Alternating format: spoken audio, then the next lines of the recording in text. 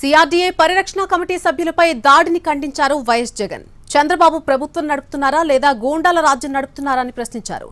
ఎక్స్లో మేరకు ఫైర్ అయ్యారు. రాజధాని రైతుల ఆహ్వానంతో వెళ్తున్నటువంటి వైసీపీ మాజీ మంత్రులు ఎమ్మెల్సీలపై దాడులు చేయిస్తున్నారంటూ సీరియస్ అయ్యారు జగన్.